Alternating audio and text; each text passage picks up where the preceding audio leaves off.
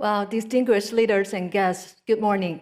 Thank you very much for coming to the beautiful Tsinghua Garden to attend the dialogue on architecture for celebrating the 50th anniversary of diplomatic relations between China and Peru. I'm Hao Jia, moderator from CGTN Spanish. This year, 2021, marks the 50th anniversary of diplomatic relations between China and Peru, and also the 200th anniversary of Peru's independence. CGTN of China Media Group, together with the Embassy of Peru in China, Latin America Center of Tsinghua University, the School of Architecture of Tsinghua University, and also the Pontifical Catholic University of Peru, La Pontificia Universidad Católica de Perú, organized today's forum. We celebrate and commemorate the 50-year friendship from the perspective of enhancing cultural exchanges and mutual learning from different civilizations. Well, first of all, let's welcome Mr. Yang Bin, Vice President and Provost of Tsinghua University, to give us a speech. Welcome.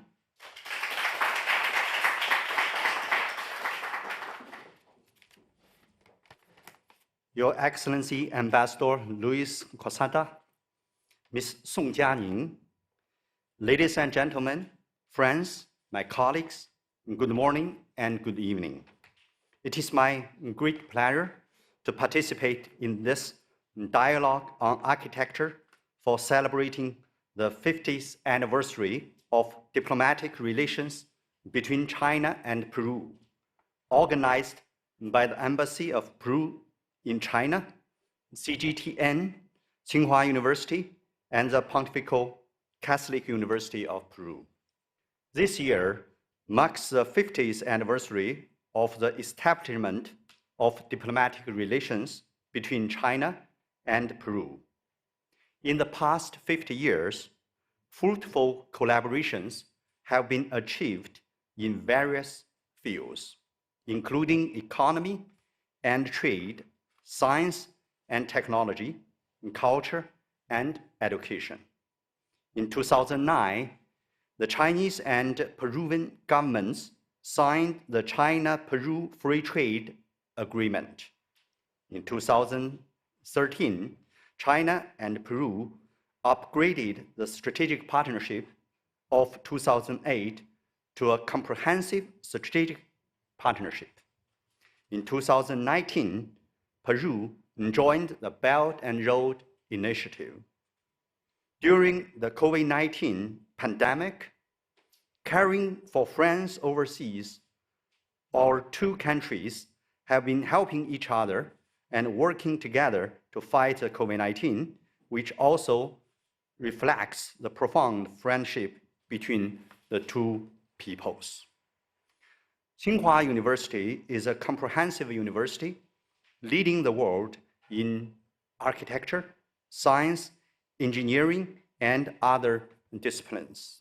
In 2018, we established the Latin American Center in Santiago, Chile, which aims to strengthen the technology, education, and cultural exchange and cooperation between China and Latin American countries. The Pontifical Catholic University of Peru is considered to be the oldest private university in Peru and ranks first in Peru. In 2011, the architecture schools of our two universities signed a cooperation agreement. During the visit of President Marco Rubio Correa to Tsinghua in October 2018, two universities signed an agreement of cooperation. This year, we are delighted to welcome 12 students from the Pontifical Catholic University of Peru participating in Tsinghua Global Summer School 2021. Both China and Peru are ancient civilizations with a long history and splendid culture. For example, the world-famous ruins of ancient cities of Machu Picchu and the Great Wall in China, which mark the important cornerstones of architectural cultural treasures for all mankind. In the new era, China and Peru shouldering the responsibilities of discovering and protecting values of heritage and providing innovative solutions to the architectural and urban problems. I believe that today's dialogue about ancient civilization and modern culture, modern architecture, with top experts from the two countries will be a rich feast of knowledge. I hope we will all be inspired and rewarded in exchanges and discussions. This year also marks the 200 years of anniversary of Peruvian independence, the 100th anniversary of the founding of the Communist Party of China, and the 110th anniversary of Tsinghua University. Standing on such a special juncture, let us celebrate these beautiful and memorable milestones and look forward to flourishing ties in our well-established friendship. I wish this event very success. Thank you. Thank you. Today, we are also very honored to have Ambassador of Republic of Peru to China, Mr. Luis Quesada. The Peruvian embassy in China has always made outstanding contributions to the bilateral relations between China and Peru. Next, I would like to invite Ambassador Luis Quesada to give us a speech. Welcome.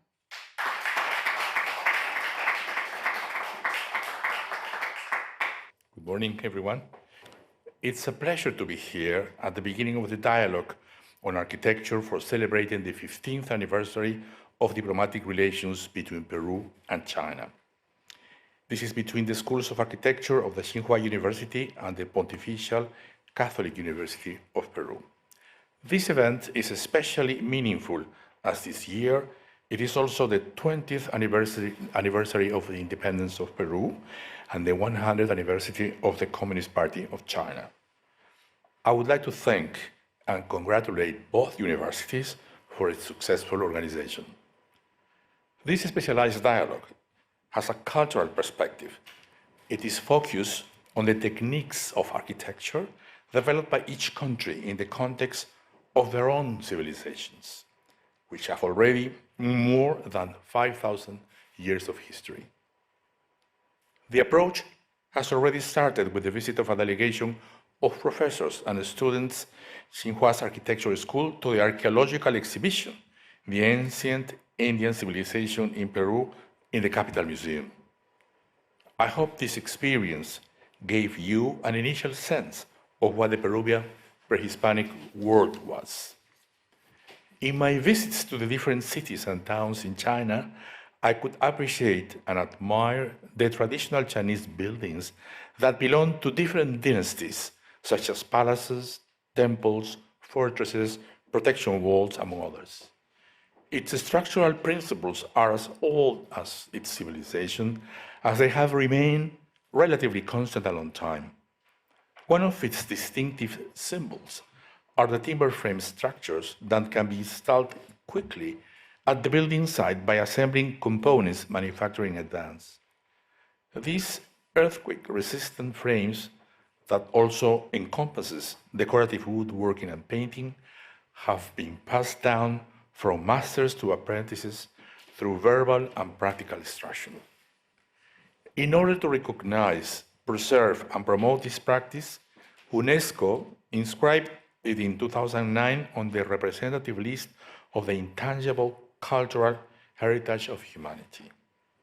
In the 20th and 21st centuries, the Chinese architects are finding new patterns of building in order to fulfill the requirements of the social and economic trends of modern times, characterized by demographic growth, expansion of the cities, and market economy.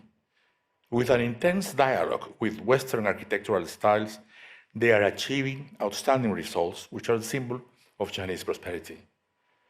The ancient civilization, on the other hand, which was abruptly interrupted with the conquest of the Inca Empire by Spain since 1532, also developed its own construction techniques for the benefit of its inhabitants. It developed accordingly to a very challenged geography. These societies were located in a large area of the Central Andes Mountains and along a narrow desertic strip next to the Pacific Ocean. There were no vast irrigated plains that facilitated the circulation of people and resources, nor the practice of extensive agriculture. The archaeological findings of monumental temples, fortresses, administrative buildings, and farming terraces in the mountains and deserts bear witness of the skill, hard work, and determined attitude of its inhabitants. I think that this first dialogue among the schools of architecture will generate on professors, students, and researchers even more interest in learning about our countries.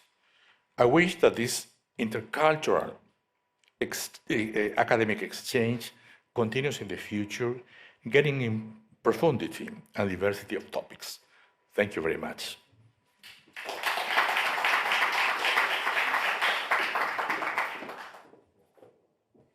Now let's welcome Ms. Song Jianing, Deputy Director of CGTN of China Media Group, to give us a speech. Welcome.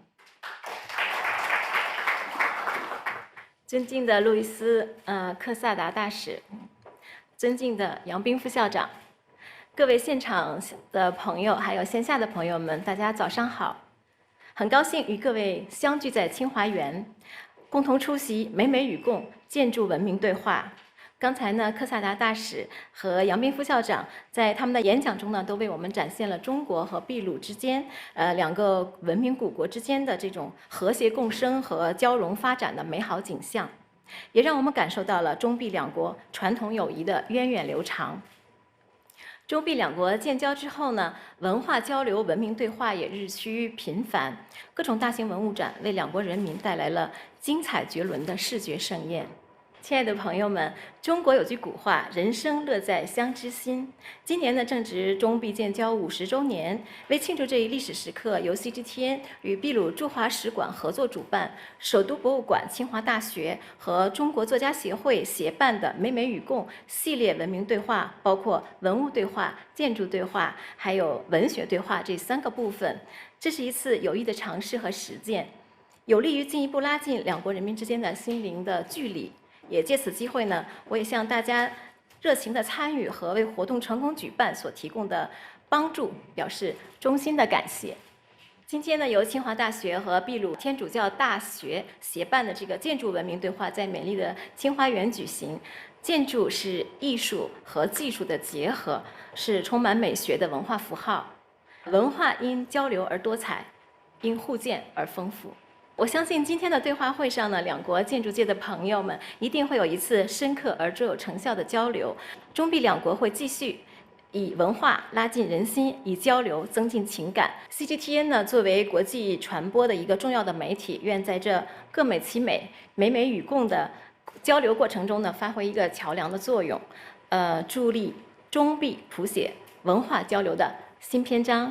最后，我还想祝愿本次大会圆满成功，谢谢大家。Well, as we all know, the Pontifical Catholic University of Peru has carried out a deep cooperation with Tsinghua University since 2011. And now we have Professor Eduardo Dargent, Director of Academic Office of Institutional Affairs of the Pontifical Catholic University of Peru, La Pontificia Universidad Católica de Perú, to give us a speech online. Welcome. Thank you. Thank you very much to Xiongyan University. I am honored to be here and in this important event. And let me tell you, I am first to present the excuses of our president, who is preparing a trip to Rome, so he cannot be here tonight. But he has asked me to give his regards and thank you for these ongoing relations, especially with our Department of Architecture. So I am not an architect. I study comparative politics, and I did my studies in one university, in the University of Texas in Austin, in which there were a strong concentration on China and learning more and more about China's politics and history. And By doing so, I was able to learn a lot about things that we don't learn much in Latin America. Common trends, similar societies, similar challenges, old cultures, and development of these cultures in many ways that were surprising for me. How they compare, how they face similar international challenges, development challenges, and learning about China was a pleasure. And being here is really important for me as a member of the university, in which one of our areas, architecture, is starting to develop these linkages in which we can learn more and more about our own cultures and our architectural knowledge. We were just hearing how walking in a street in Lima or walking in a street in Beijing may look very similar in many ways. We have currently in Peru not only a strong relation with China, we're celebrating the 50 years of our diplomatic relations, but also a very strong cultural presence of China in Peru. I will say much more than other Latin American countries.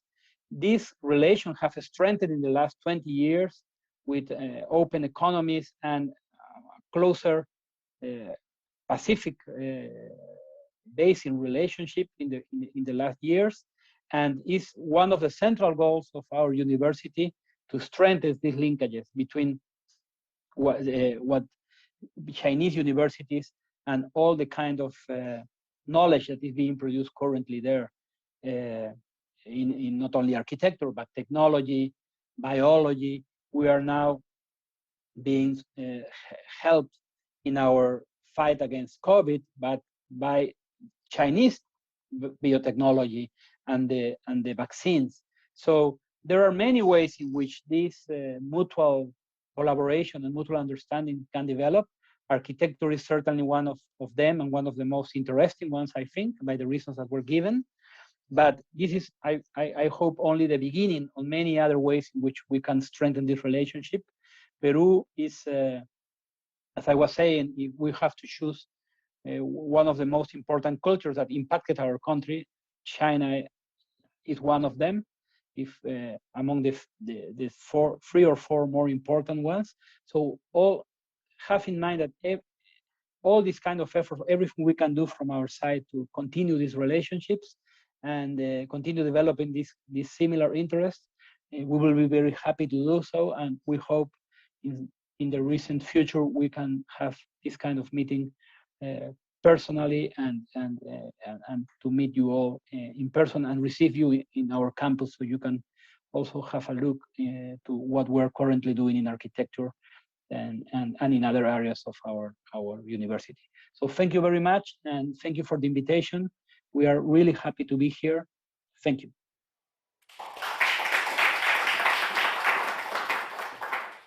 Finally, let's welcome Professor Zhuang Weimin, academician of Chinese Academy of Engineering and head of Architecture Design and Research Institute of Tsinghua University, to deliver a speech. Let's give a warm welcome.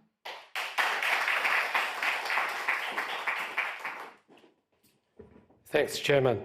So, distinguished guests, ladies and gentlemen, good morning and good evening, Professor. So, it is my great honor to welcome all of you participate in today's architecture dialogue. I would like to extend my sincere thanks and welcome to our guest owner, Ambassador Luis Quesada, Vice President Yang Bing, and our Director Song Jianing, and Professor Eduardo Dagent. Thank you all for joining us to celebrate the 50th anniversary of establishment of diplomatic relations between China and Peru. As you know, geographically, China and Peru are separated by the wide Pacific Ocean, but for architecture researchers, there is a strong affinity between the two countries. Both two countries have extremely rich architecture heritage, and both countries are on the track of the rapid development, which brought huge transformations for contemporary architecture in cities. That is why we would like to organize this architecture dialogue. So to celebrate our long-term collaborations, we could learn from with each other wisdom and experience as we are facing similar challenges in many fields. Our school, as you know, signed cooperation agreements with the School of Architecture and Urbanism, PUCP, in 2011. Although the pandemic brought difficulties to face-to-face communication, our faculty members actually keep online discussion in recent years. Today's dialogue would be of great importance, as leading scholars from both countries will share their thoughts and exchange ideas with all of us. I'm sure it will be a wonderful success and will further strengthen collaboration between the two institutions. Finally, I would like to thank you again for coming to our school and participating in this event. With strong faith, I believed this architecture dialogue would add one more break to the building up of the strong tie between both of countries. Thanks indeed. Okay, I think we should start now. This session is keynote speeches. So now we proceed to the first session about architecture or urban heritage in Peru and China. We invited two leading experts to deliver speeches. First, let's welcome Dr. Adriana Scaletti to give her speech. Please. Okay, again, good morning, good afternoon to my Peruvian colleagues, and it's a pleasure to be here to speak about something that is very important for my country, for my university, and for me personally, which is actually not only the architecture, but also the arts and the cultural expressions of Peru as a country. And I'm going to speak for a brief moment, actually. I'm gonna title this Brief Intro to an Ancestral Culture.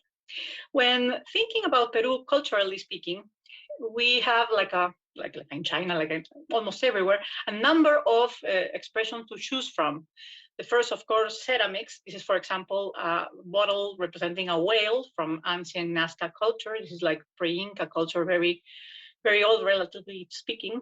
We have textiles. This is, for example, not a dress, like a poncho, we would say in Spanish, from the Wari culture. This is from alpaca wool, very colorful, as you can see, and structure, very modern in a way. And we also have other kind of things. This is an utilitarian instrument. This is a quipu, which is a sort of abacus, but also a way to record information, numbers, and transactions and stuff like that.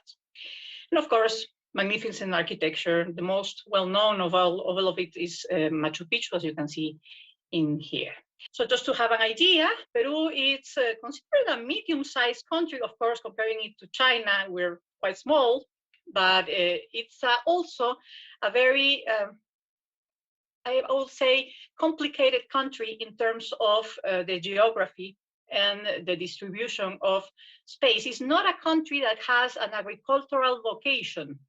So it's something that it needs to be transformed in order to be welcoming to the human population, in order to be useful for agriculture, for living, for whatever. So it's a territory that has to be, let's say, tamed, transformed in order to be occupied. And that means that we have a long tradition, I mean long, in the transformation of the territory and the space, in order not only to construct architecture, but also to actually live there and to have resources to sustain life, like food and, like I said, agriculture, but also irrigation and the transformations of space. Now that I see these images, these are andenes or agricultural terraces. Actually, I can think of a number of other references. I'm sure you in China have an idea of what this kind of thing means in terms of territory. So anyway, but not all the territory can work with andenes. So we have to think of different things. We have subterranean, long channels of irrigation under the desert, for example. All the coast to the Pacific is a desert, like Atacama more to the south. And in the Andes, in the topmost parts of the Andes, where there are icings and moments of very cold, we have to transform the territory also with this kind of construction we call with waru-waru, which means that some spaces can be protected from ice by having this kind of treatment. This is around Lake Titicaca, by the way.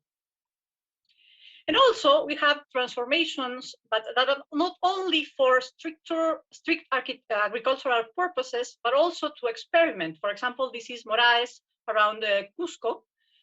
And we have here spaces that are cultivated, for example, with more sun, with spaces always in the shadow, spaces at different altitudes, to experiment with crops and with the growing of things. In this way, architecture and territory are the same, are indistinguishable.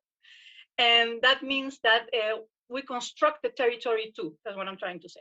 And this also can be seen in other kinds of transformation. This is, for example, also around Cusco, Maras.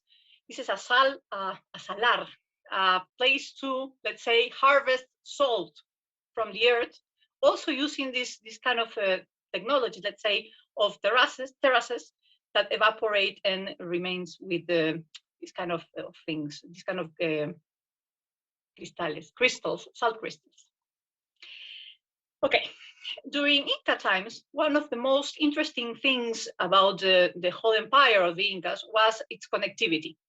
That means that they knew the territory and they knew how to move in it, and they knew how to take advantage of the different spaces and the different forms which the territory and the living took place in these areas. For example, we have spaces in the coast that are adaptable to some kind of agriculture.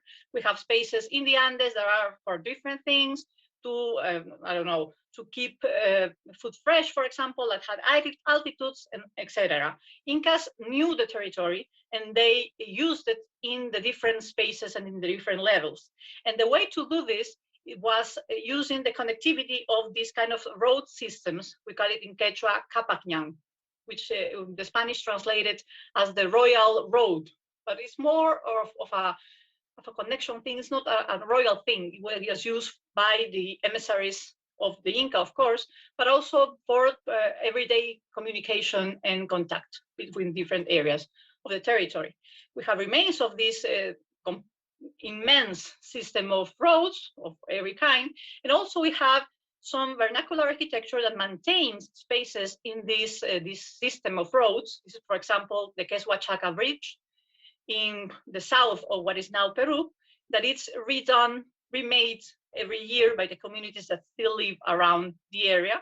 And it's also interesting to see how the technique, the construction, the materials haven't changed in more than 1,000 years. So it's interesting to see how this remains, let's say, in the architectural tradition, because this is architecture, of course, and how it has adapted to modern world.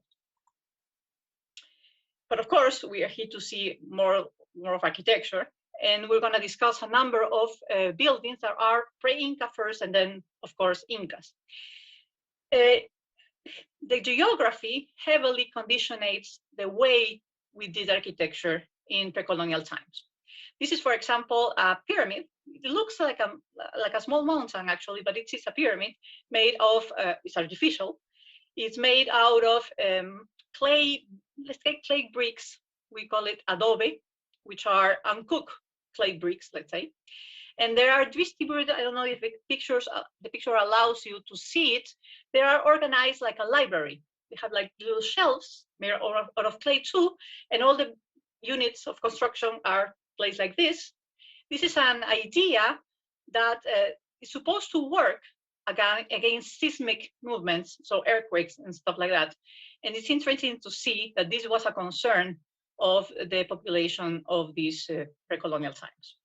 Of course, there are other kind of signs, let's say, in the territory that are not really architectural. For example, the famous Nazca lines, you can see an example here, that are huge, immense, and not made to be seen by persons, by the people, but made to be seen only by the gods.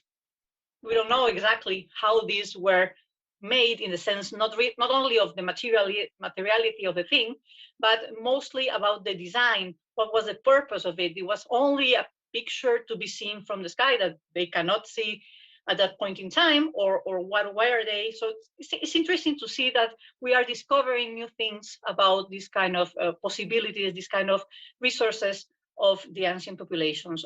This is my final picture, and I want to show you, this is where I live, actually. This is my building. You can see this very modern Lima city with all the buildings and stuff. This is, by the way, Lima is the only capital city of South America that looks towards the Pacific. You can see here the Pacific.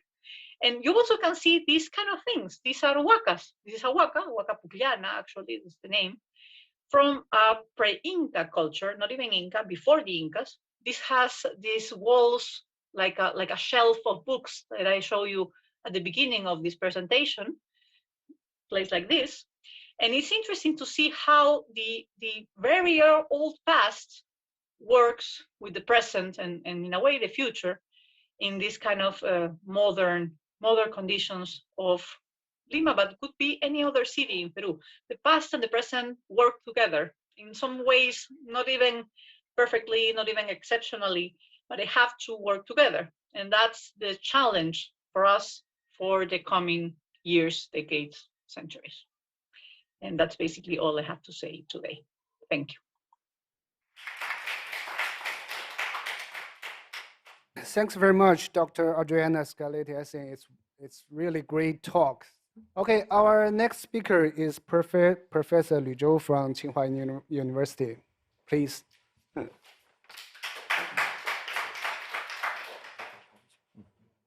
Good morning and good evening. Dear Professor Adriana Scaletti, thank you for your amazing presentation to show the picture of your civilization. I think it's also for us, it's very important to understand the civilization in Latin America. China ratified the World Heritage Convention in 1985 and nominate the cultural and the nature property inscribed World Heritage List since 1987. And now, after these years, World Heritage Committee session, we have about 56 World Heritage sites. I will use these sites to show the Chinese history. And these 6 sites was inscribed in 1987. At that time, it's what we understand the most topic heritage sites. So it's including the Emperor Palace since it was Emperor Palace since 16th century. No, 15th century to the beginning of 20th century, we use it. And also Great Wall and mausoleum of First Temple, and also the Tai Mountain. It's a secret mountain, so it's very important for Chinese culture. And also the Mogao Cave. Mogao Cave is ancient art gallery. I think it have a lot of wall painting and sculptures to show the in ancient time the Buddhism developed in China. And the last one is very important. The prehistory archaeological sites is for almost 20,000 years ago. I think the earliest social system in China. So I think now the World Heritage Sites is interpret the history of China. Here is, so if we put a historic timeline, the World Heritage Sites is almost cover all of the period of the more the important history. And also World Heritage reflects the cultural diversity in China.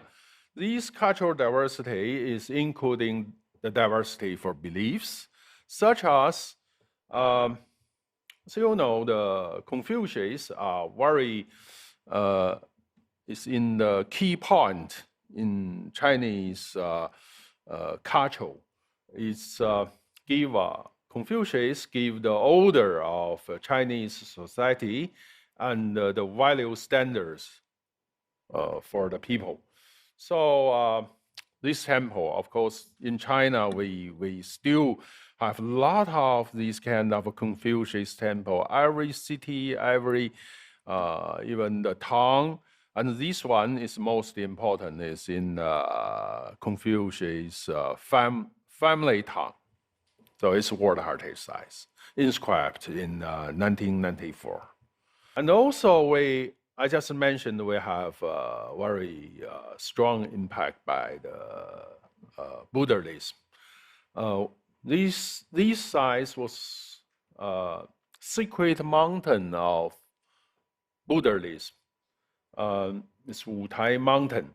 So it's almost start the build the Buddhism temples since the Buddhism come to China. And also its diversity to shows different rank of Chinese society. So Emperor is Emperor Palace in Ming and the Qing Dynasty in Beijing. And also the high-rank people is classical gardens in Suzhou. Most of them are high-rank officers or very rich people. They build this garden for their family.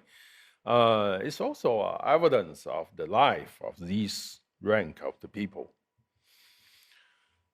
Urban life. So it's World Heritage Site of Pingyao City, which one was inscribed in 1997. And also the village people, the life of village people. That one is ancient village in South Anhui, Xidi and Hongsun village. It shows the farming life. And also for this kind of countryside life, we have a lot of villages and very diversity villages list in World Heritage Sites. So I just think about almost more than 30 years ago, the former DG of UNESCO, Frederick Meyer, just mentioned the cultural dimension of development. So I think the cultural sites, the heritage sites, could play a very important role in this field. It's my presentation. Thank you. Thank you very much.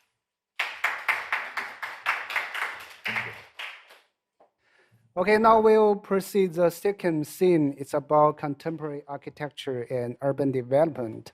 We would like to invite Professor Zhang Li to give a speech. Let's welcome him.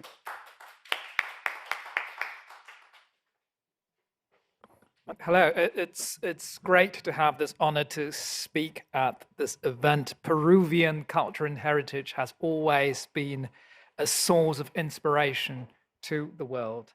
And of course, talking about all the developments of contemporary sustainability approaches, Peruvian architecture and Chinese architecture do share a lot. So it's a great honor of mine to present here. I am going to use the city that I have been living in since my birth, the city of Beijing, as an example, to report to you what we are currently doing and this idea of calling out for our world, for everything to get back to balance. The Beijing today is very much evolved from the city of the early 2000s. It is a city of exciting architecture at the forefront of our global debate on our common future of sustainable cities. Beijing is promoting an architecture that is for the people, an architecture that brings life to the city, an architecture that can be seen surrounding generous public spaces, an architecture that is felt in small, intimate communities and that can be experienced in grand public gestures. Beijing is a city that combines old, established heritage with fresh innovations, a city in which the latest fashion trends can be observed in historic laneways and where former factories have become lively art districts. Beijing is also a city of adventures, a city where we go hiking in the mountains in the weekends, where we swim in the lakes in the summer and then ice skate on them in winter. Beijing is where we jog in the mornings, as myself do, and then celebrate with friends in bars, restaurants, and karaokes in the evenings. Beijing is a city where we appreciate the in-between architectural spaces, where you find people using the sidewalk to walk their dogs, but also to play chess, drink some tea, call their pigeons back home, sit down for a meal, play a bit of erhu, or take their crickets out, all the while being shaded by trees in the heat of summer or while enjoying the sunshine in the mist of winter. In short, Beijing is a city full of balanced life and a city best experienced in person. And that is why the first balance we are going to mention today is the balance between human and human. What allows the ancient city of Beijing maintaining its human-to-human balance in this new century, I believe, is the countless efforts and dedications through architecture and urban planning that have preserved the way of life and the values of people. Beijing, the cultural capital of China, takes pride in its rich history found in many cultural heritages located in the heart of the city. These traditional courtyard and hutong districts are where the old Beijingers have been living for generations, again, as myself and my families do. Preserving these neighborhoods and communities become local architects' true motivation. The deployment of micro-intervention strategies allow residents to continue living in the communities that keeps the city's culture and history alive. At the same time, their living conditions are also upgraded with modern amenities and convenience. And this is an intervention done by our professors. The world-famous 798 Art District and 751D Park are where artists, designers, and fashion-conscious youth convene. The art galleries, museums, and design studios are the reincarnations of these defunct Bauhaus architecture built in the 1950s. Likewise, the remnants of Shogun are repurposed as the headquarters of the 2022 Olympic Winter Games, myself included in the design of this structure, bringing athletes around the world to experience a place where the old exists in harmony with the new. And most of all, such cases of urban regeneration breathe new life and energy into the city. Last but not least, the villages on the outskirts of Beijing. In recent years, the rural revitalization process has established a new linkage between the urban and the rural. This will not only bring new opportunities to the villages, but also integrate the nature back to our city. Beijing is also known for its tradition of finding balance with nature. The poetic bond between human and nature was deeply embedded in the Chinese architecture tradition. We believe past wisdoms may help us today in restoring natural environment and urban ecology. Beijing in recent years has got a lot greener and bluer. The city is updating its entire canal system, weaving nature into the built fabric. New landscape infrastructure combines flood control, surface water collection, microcosm ecological repair, and storage, providing comprehensive and resilient solutions. Waterfronts are redesigned and reopened for the public, giving people an ideal network for slow urban movements and creative public activities. Low-carbon lifestyle, driven by carbon-neutral technologies in transportation, construction, and energy, has become a new norm. On the larger scale, solar and wind farms are built around the outer skirt of the city. On the smaller scale, pocket gardens and landscape patches are flourishing in the neighborhoods. The change is not only taking place in the city, but also in suburbs and countryside. Reinvented rural facilities featured some of the most vibrant contemporary architecture, reconnecting human with nature, reducing poverty at the same time. Rebuilding the balance between human and nature is a poetic mission as well as a practical one. That is why the next balance kicks in, the balance between human and technology. Our cities are getting smarter with technologies, but we would like to make sure that the technologies would be serving people, not the other way around. Beijing is updating the old neighborhoods, not necessarily with high techs, but hopefully with good techs. Barrier-free lifts attached to the facade of old buildings for the elderly and the physically disabled, smart property management systems and smart vending systems, like the Nudo outlets, are deployed to make daily lives easier. We are also taking back our bicycles with the help of technology. Beijing used to be a city of bicycles. If 5 years ago people were turning to private cars, the trend is now being reversed. 1 million people use shared bicycles through smartphone apps every day in the city, and the number, it's still growing. It is with the Beijing architecture optimism that we invite you, our friends from Peru, to discuss the balanced future of our cities. It is with the great honor that we look forward to the coming together of Peruvian architects and Chinese architects to share, to speak, to think, and to envision our common future. Thank you very much indeed.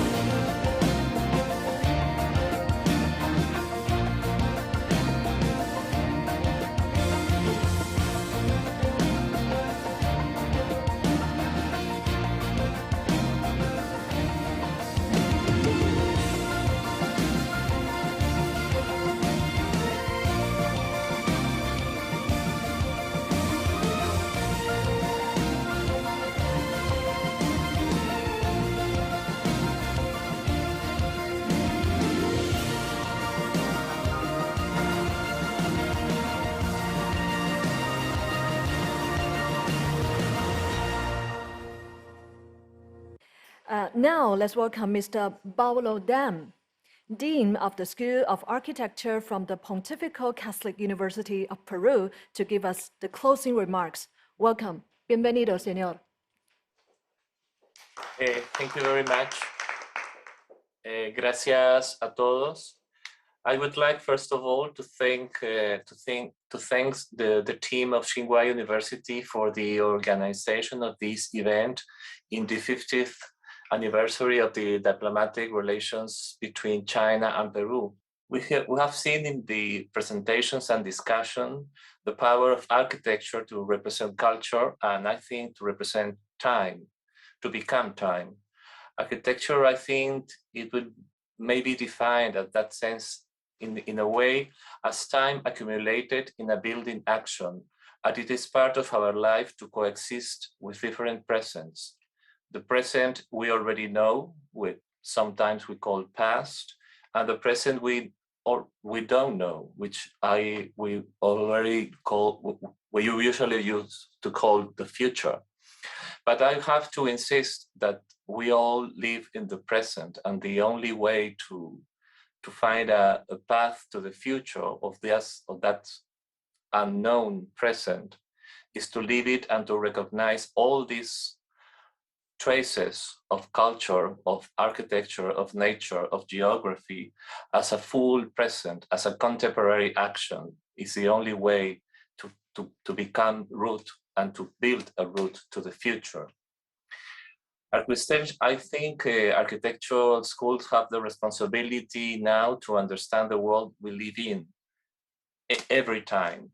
And since the beginning, the architecture school, the PUCP, has the Peru culture and geographical diversity as our main learning laboratory, and we understand it also as a professional responsibility to understand the interaction with the other, not only in our country, not only with the world or the foreign spaces, because we think this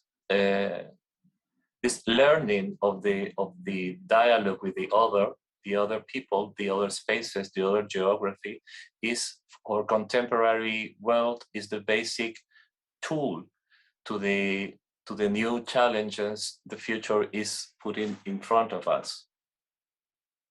I would like also to thank especially the lecturers, Mrs. Liu Shou, Thang Li, and Adriana Scaletti, with these enlightening lectures. And I am still thinking of the questions between the two cultures, two so ancient ones.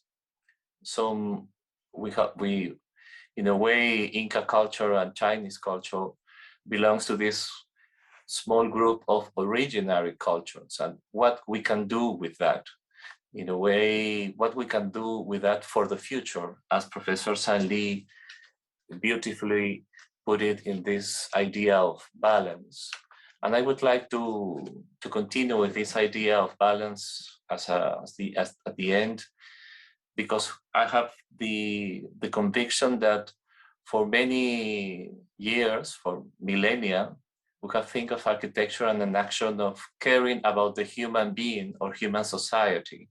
And we have this double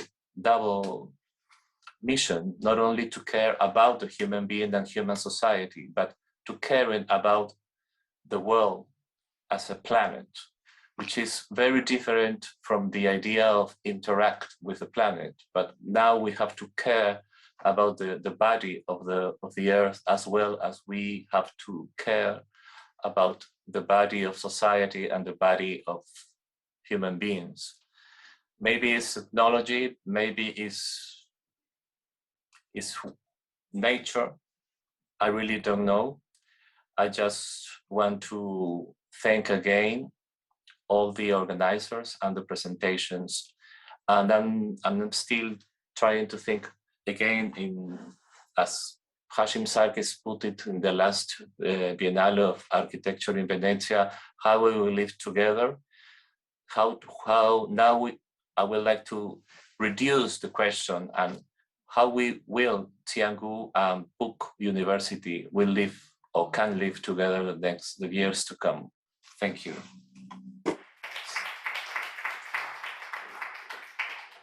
And finally, I would like to invite Ms. Ying Xiaotong, Director of CGTN Spanish, to give us a closing remarks. Welcome.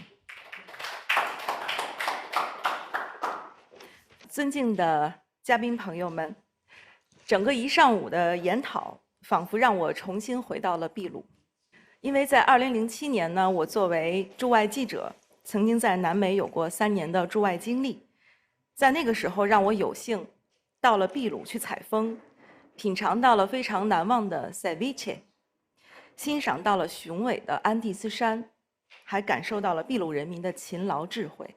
自此之后，我深深地爱上了秘鲁这个国家，所以每到一处西餐厅呢，我都想点一盘 ceviche。每次到商店里看到毛衣的时候，我就不得不想起秘鲁的 alpaca 制品。每次探访古镇的时候，在我走上那个石板路，我就想起了库斯科那座古城。刚才在上午研讨的时候，我还看到了那个有多个棱角的大石块，当年我在那里也留下了很深的印象，并且自己拍了很多照片，所以我深深地感叹古老印加文明的神秘和伟大。今天呢，各位清华园的，还有来自我们秘鲁天主教大学的教授学者们聚首在此，从建筑入手，让2个国家悠久的历史文明在咱们清华校园中激荡碰撞。我作为一个媒体人，也感到由衷的欣慰。CGTN 美美与共文明对话愿意作为纽带，让中秘2国人民加深了解，让中拉文明在新的历史起点绽放更加灿烂的火花。感谢今天到场的所有的线上和线下的嘉宾。Viva la amistad entre China y Perú. Muchas gracias.